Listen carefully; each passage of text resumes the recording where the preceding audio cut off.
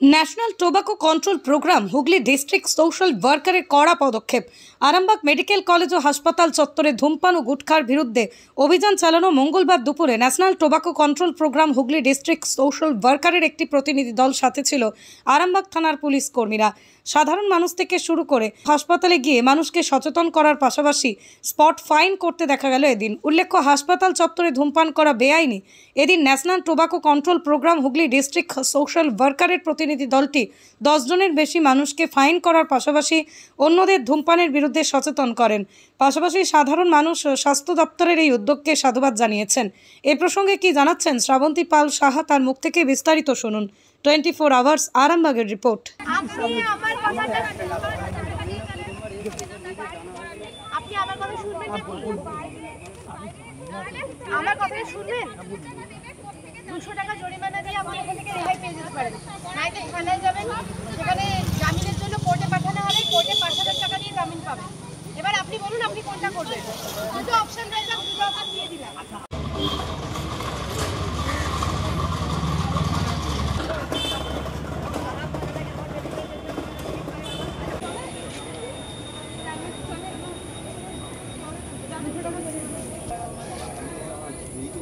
এখনো পর্যন্ত মোটামুটি 10 জনকে ফাইন করা হয়েছে।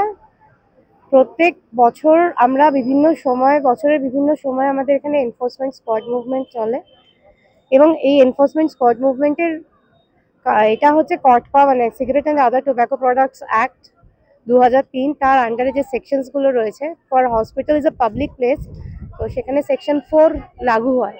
তো সেকশন 4 এখানে অনেকেই মানছে না, সেটা বিড়ি সিগারেট এখানে যত্র ওপেনলি পাবলিক প্লেসে হসপিটালের মধ্যে, হসপিটাল প্রেমিসেসের মধ্যে খাচ্ছে।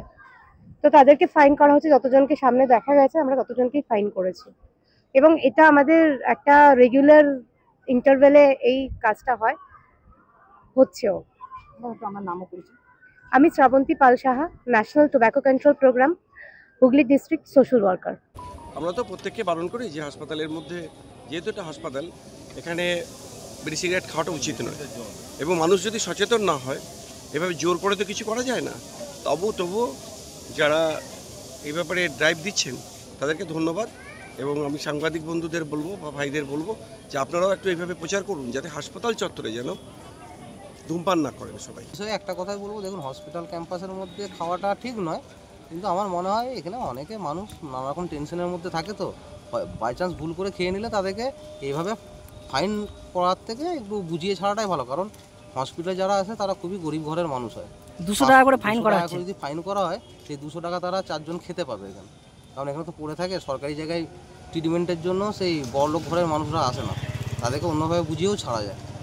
তো ফাইনটাই করতে হবে এমন কিছু ইয়ে না, একবার বলে ছেড়ে দেওয়াটাও ভালো।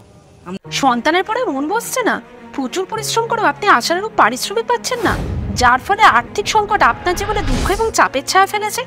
দেনার ভারে জর্জরিত স্বামী স্ত্রীর মধ্যে প্রতিনিয়ত ভুল বোঝাবুঝি বেড়েই চলেছে। নতুন বাড়ি কিনেছেন, কিন্তু সেই স্বপ্নের বাড়িটা যেন আরও দুর্ভোগ নিয়ে এসছে আপনার জীবনে। আপনি ভাবছেন সস্তায় পাওয়া বাড়িটা নেওয়াটাই কি সঠিক সিদ্ধান্ত ছিল? এমনই সব দ্বিধাদ্বন্দ্ব এবং জীবনের কঠিন মুহূর্তে আপনাকে সঠিক পথে পরিচালিত করবেন আন্তর্জাতিক খ্যাতিসম্পন্ন স্বর্ণপদক ও স্বর্ণ মুকুটপ্রাপ্ত ডক্টর অজয় শাস্ত্রী।